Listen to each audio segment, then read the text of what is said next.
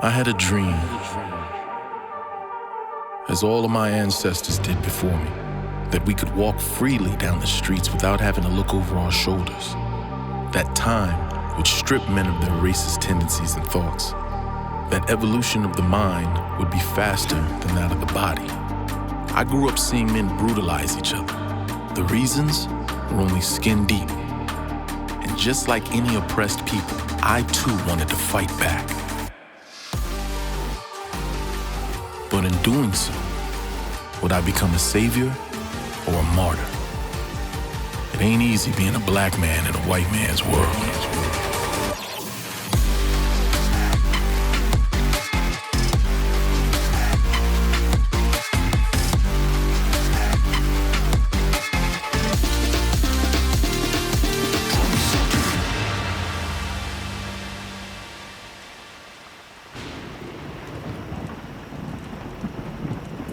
That was the voice of Jacob Crooks, the good-looking African-American attorney who turned any woman's head if he walked down the road. He's had a rough childhood, yet he's maintained an optimistic outlook on life. But this very night, Jacob stands on the edge of the wooden pier.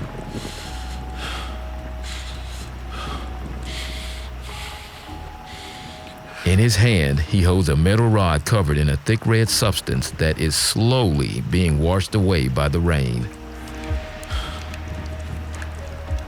From behind, Nathan, a large and scary man with the look of an ancient Indian conqueror, approaches Jacob. I'll take that, sir. Nathan gently takes the metal rod away from Jacob, who stares at the open lake in front of him. How did I end up here, Nathan? It does not matter how, sir. You are here now, and I am with you till the end. And there is no other way.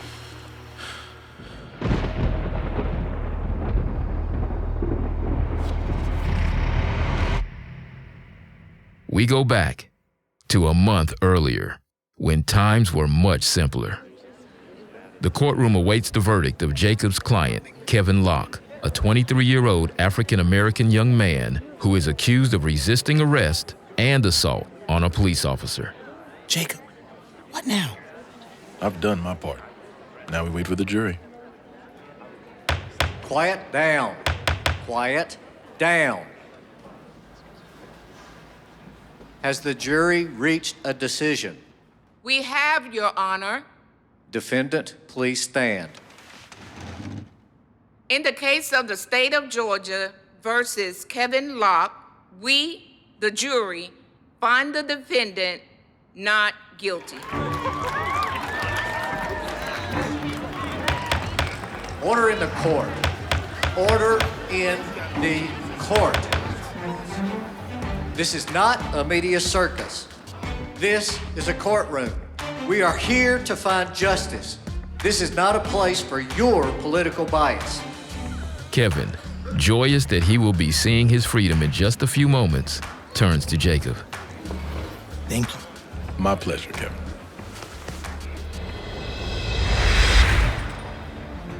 Later, Jacob exits the courtroom. A crowd converges in on him, mainly reporters.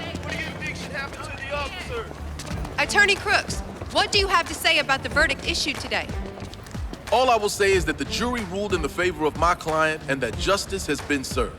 I'm a servant, and I do my best to ensure that my brothers and sisters are kept away from the clutches of racial and political predators. That's all. Mr. Crooks, can we have a statement, please? As Jacob walks down the stairs, the reporters follow him like a pack, trying to squeeze more quotes out of him. But Jacob quickly jumps into the back of his SUV, and they drive off. Nathan is at the wheel. Congratulations, sir. Huh? Oh, thank you, Nathan. I just can't stand reporters. They still get you the publicity you need, sir. Very true. Jacob reaches into his jacket pocket and pulls out his phone. Let's see here. 54 missed calls, Facebook request, Wall Street, index prices, Bitcoin. Bitcoin, huh? Not bad. Thank you, Musk. Nathan, it's Arjun's birthday, right? That was 3 days ago, sir. Wow. Man, I missed it. No worries, sir. How old is he? He's 15 now? 21, sir. Damn, I haven't seen him since... How long has it been? They grow up fast, don't they? Yes, they do, sir.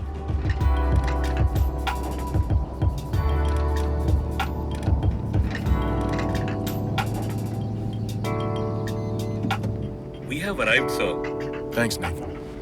Jacob exits the SUV.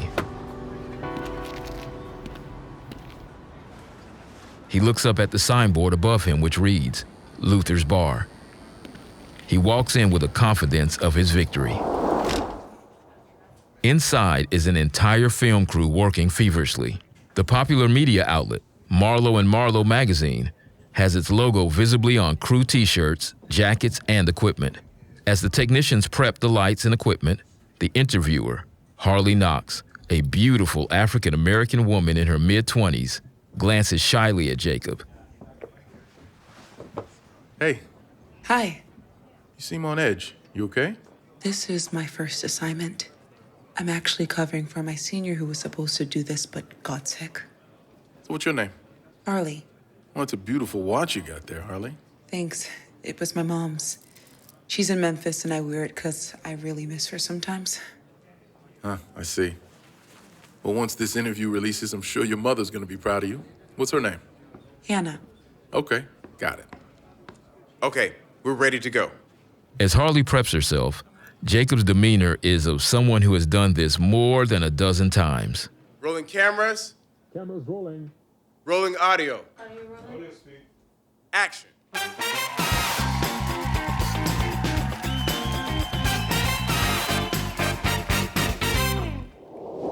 So, Jacob, did you always see yourself as an attorney or did you see yourself doing something else? Well, circumstances create individuals. And if my circumstances from childhood were more favorable, who knows? I might have been an entrepreneur, maybe a black Elon Musk. I studied science and loved it. But even in science class, where they teach you to be unbiased, I saw how the professors taught based on their own biases and how they treated the students based on where they came from. How did growing up affect your decision to become an attorney? I grew up in the hood. My dad, he wasn't around. My mom raised me. And being a black woman, there was so much she went through, even just trying to get me into college. And my mother used to clean this rich family's house. And when my mother was wrongly accused of stealing their money, no lawyer would help her, not one. And we went through the most messed up time of our lives back then. Eventually, it turned out that the teenage son in the house had stolen the money. But no apologies came. My mom still lost her job. There was no justice. So I switched my path. Yeah, I guess you can say circumstances created who I am. I'm sorry, can we cut for a bit there? All right, cut. Everything okay? Yeah, your story just reminded me of mine. So many of us have similar stories, but we're here against all odds. Yeah, I don't know, I'm just so nervous. Hey guys, can you give us a minute? Look, stop trying to be Teresa. Teresa was your senior, right? Right. Be you. You got this. Marlowe and Marlowe magazine interviewer. How dope is that, girl? This is your stage. You got this. Kill it. Be yourself. Let's make your family proud. Okay, we're ready. Later, the director, Jacob, and Harley all walk out the bar. Thanks so much for your time, Mr. Crooks. Always happy to talk to you guys. Hey, you're amazing. I mean, did you just throw the pre-planned questions aside and just wing it? I thought that'd be the best way to go. I know people back at the office might be mad that I didn't run according to their template. And you don't have to. None of us have to run our lives according to anyone else's rules. You know what? I'm gonna put a word in to the producers when we're back. Tell her to send you out into the field more. Thank you. And Jacob, thank you. Anytime. Alrighty, I gotta get going. Be seeing you guys. Nice to meet you. With that, Jacob gets back into the SUV. Where to, sir? Whew, it's been a long day. Take me to Port Avenue. Very well, sir.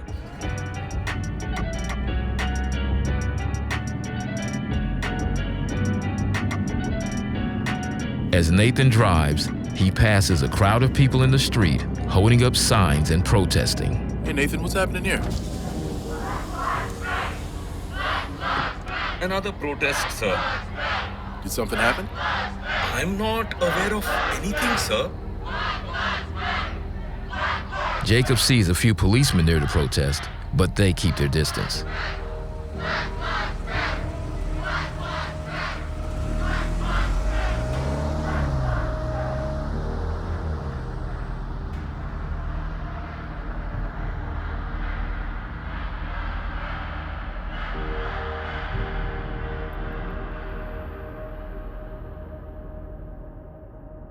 Jacob walks down the apartment's corridor, straight to the door marked P56.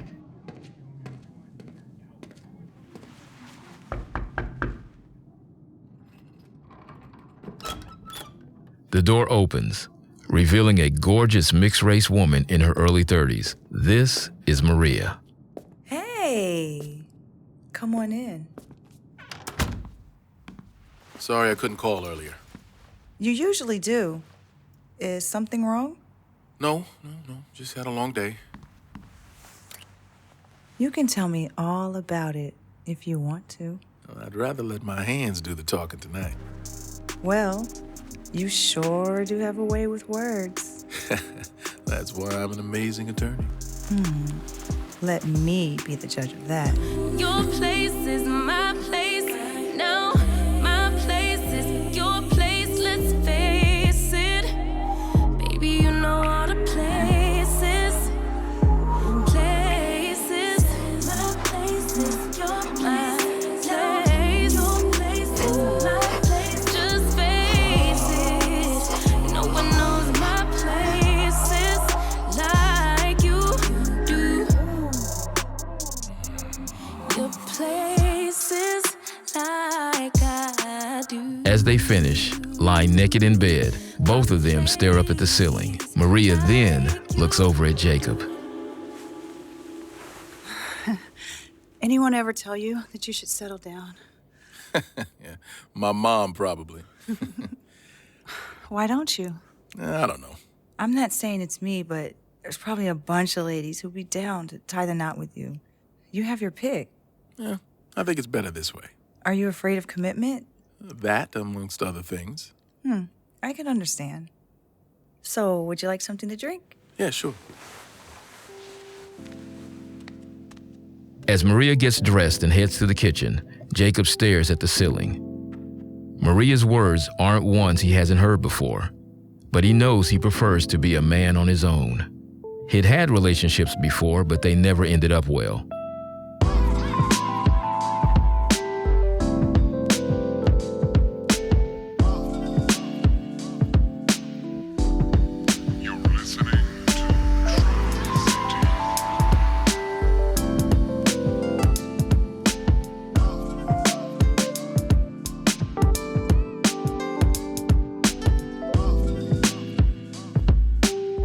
The next day, Jacob sits in his office.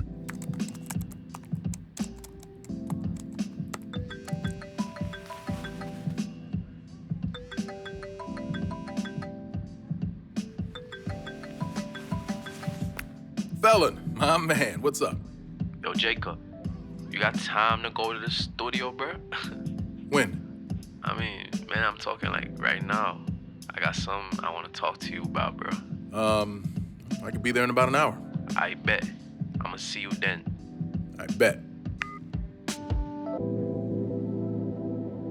Within an hour, Jacob arrives at the studio. As the door opens, Felon X, a successful rapper in his 20s, opens the door. He is dressed in the latest fashion, sporting dreadlocks, a gold grill, and a plethora of custom-made jewelry. So what's up? What's up, man? Come on in, bro. Come on in. As Jacob walks into the studio, he greets members from Felon X's entourage. What's up, man? Hey, what's going on, Cribs? Yo. Hey, what's up, Jacob? What's up? What's this, new song? Yeah, we are. We putting the final mix on it, bro. Yo, Blaze, turn it up. It's a steady operation. You set me up out of your desperation. No, should've known you was gonna set me up. I should've known you. My man. So tell me, what you think? Hey, it's dope. Yeah, I think it's dope, man. This could be another big hit for you. So you think that it can be bigger than Damages, right? Even bigger than Money on the Brain. That's what I'm talking about, bro. Thank you, bro. So, what's up? Why'd you call me here? More label drama? Nah, them white boys won't touch my money, man. Ever since you lay hell on them last year, they know they can't cross me. Now where your black ass representing me, bro? So why'd you call me? Felon looks at his crew. Man, can we talk alone, man? His entourage get up one by one and leave the studio. As they leave, Felon pulls out his cell phone and hands it over to Jacob. You see this, bro? Jacob watches as a video plays on the internet. A police officer dragging a young black man out of a store in handcuffs. This is what I see on a daily basis, bro. So, what's the deal? If he needs me to represent him, he knows where to find me. He lets the video play, and Jacob sees another black man run out of the store shouting at the police officer. The police officer puts the handcuffed man into the car when the other man approaches the policeman aggressively. Here we go. The policeman pulls out his gun. Get back! Get back! You wanna go to jail? Get back! Hell nah! Let him go, man! You punk-ass cops! In that moment, a crowd gathers to watch the standoff between the police officer and protester. As the crowd angers, they block the camera's point of view to see what is happening. Then, people scream and the crowd scatter in all different directions. As Jacob looks at the footage of the crowd dispersing, he sees the man and the officer both lying on the ground. The officer slowly gets up as the man is still on the ground bleeding from his chest. Then the video ends. Damn. So you wanted me to come just to show me that? Well, I know the guy in the video. Oh, damn, I'm sorry. Not him, the officer. Man, Frank, he's one of the decent ones, bro. He helped me out of a tough spot once. Well, what happened to the guy who got shot? Man, he was on life support yesterday, and I think he died last night, man.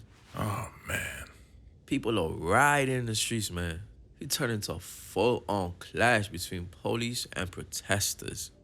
I passed a protest near Luther's bar yesterday, was that? Yeah, that was just one, though. Around the city, people have been pushing back against the police. And they had to strip Frank of the badge and the gun, you know. They had to? Why, because of public pressure? Yeah, exactly. And they even arrested Frank, too. Come on, this is just... I know. Felon pauses for a moment. Jacob notices his hesitation. What is it? No lawyers, well, no good lawyers will touch Frank right now.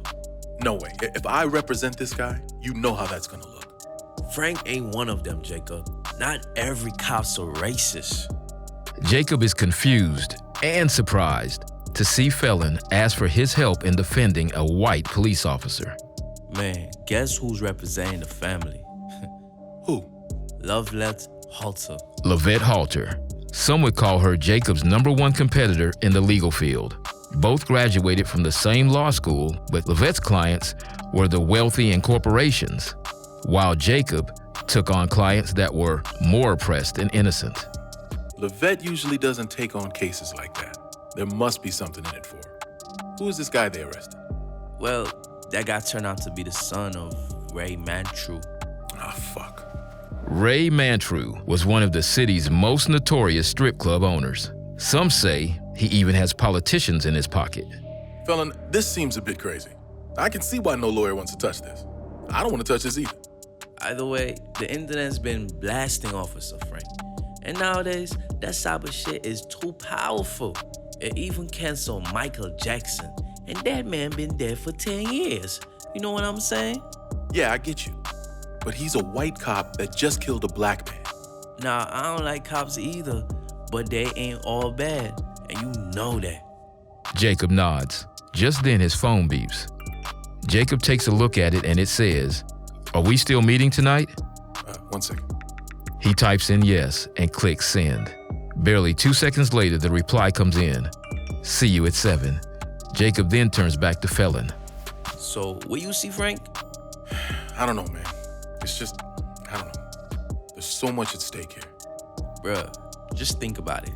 Both men do their unique handshake and Jacob leaves the studio.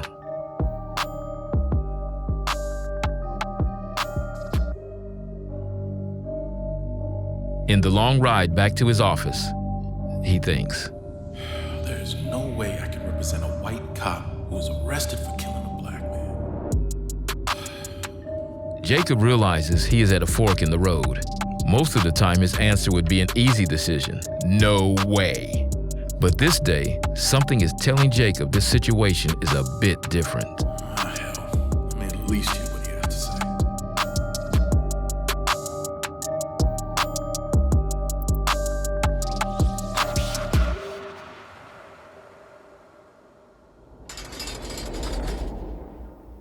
Jacob is seated across the table from a handcuffed Frank Galloway. What the fuck are you doing here?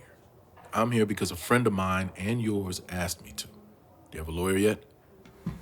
No one I trust. They gave me someone from the police unit, and he seems shady, and everyone else has turned their back on me. Everyone. I'm in this by myself. I feel like the world was against me. I feel like the scapegoat. I feel like the city wanted to arrest me so there was not another riot like last time when they burned half the fucking city down. I got fired from my fucking job. They ran my family out of town and arrested me. And I feel like the city wanted to throw someone to the wolves, and they decided that was gonna be me. Hey, I have one question for you. Now answer this honestly. Why were you there? Why were you arresting Ray Mantrew's son? I got a call for a simple domestic dispute on the east side. I went there to question and investigate the people involved. It just so happened to be Ray Mantrew's son and his son's girlfriend. I patted him down. I found a gun. What happened after you found the gun? He didn't have any ID or permit for it, so I arrested him. I put him in handcuffs. That's when all hell broke loose. What do you mean? I started to take him out to the squad car. People started yelling, and that's when the incident happened. Okay. And I don't understand. With a good attorney and bail money, he could have been in and out of jail. But he was just fighting way too hard the whole way. Something more was going on. I just don't know what it is. As Jacob sits and listens to Frank, he feels that the officer may be onto something, that something deeper and more perplexing is going on. He continues to think about this on his way to his 7 o'clock appointment.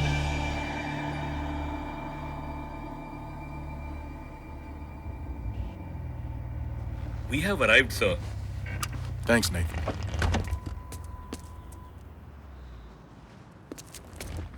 Hey, don't wait for me. I'll find a way back. You sure, sir? I could come pick you up. I'm good. You have a good night. Good night, sir. Jacob walks to the door, and before he can knock, it opens. You're late. Well, I'm an attorney. What do you expect? Layla, 35, is an astonishingly beautiful white woman, stylish with long blonde hair and a nice body. On the surface, she is what most people call arm candy and can have her choice of men from the rich, famous, and wealthy. An attorney, just like Jacob, she smiles and welcomes him in. Come on in. Jacob steps in, and Layla immediately jumps on him.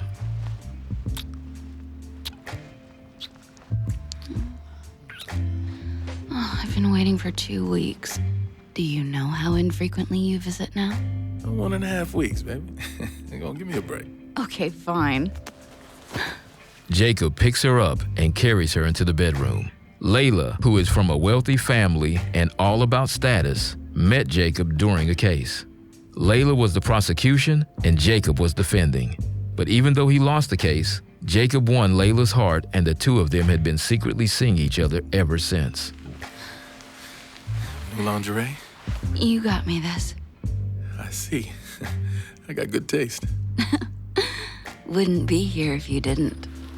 While Jacob's relationships with other women tend to be just merely physical sex, with Layla, it was different. It ventured into lovemaking. Jacob never revealed it, always arriving late to meet her, downplaying his urges, but when they did connect, it was fireworks in body and mind. Baby, it's you. It's you. It's you. It's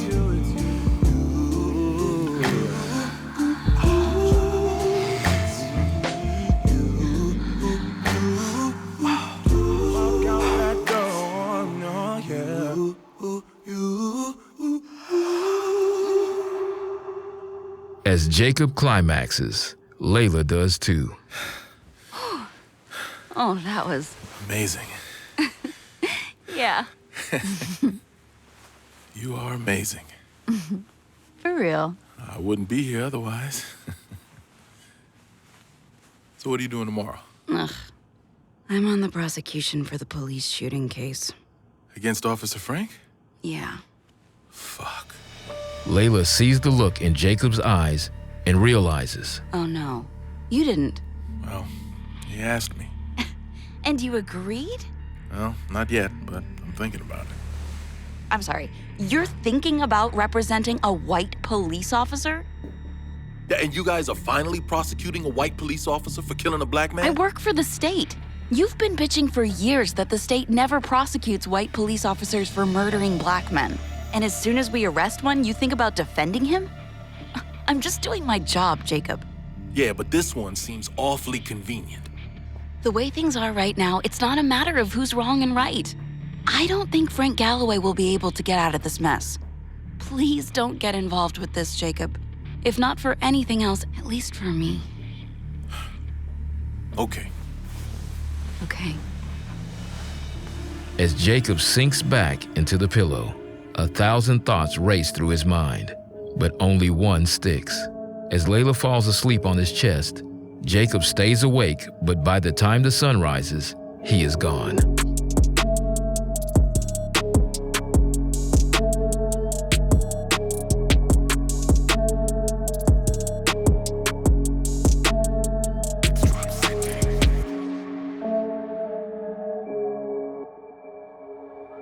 Days later, at Officer Frank's preliminary hearing, the courtroom is filled with media outlets from across the country as this case has received national attention. As Officer Frank is led into the courtroom, Layla on the side of the prosecution awaits him. Lavette Halter, a short and stout woman with thick-rimmed glasses, sits beside the family of Henry Carter, the man who was killed. Frank looks helpless as he is led into the courtroom. He then notices the young man he attempted to arrest, Lucas Mantru, who has a big, smug smile on his face. Next, the judge moves to speak. Mr. Frank Galloway, your attorney, is he present? Before Frank can speak, the doors open.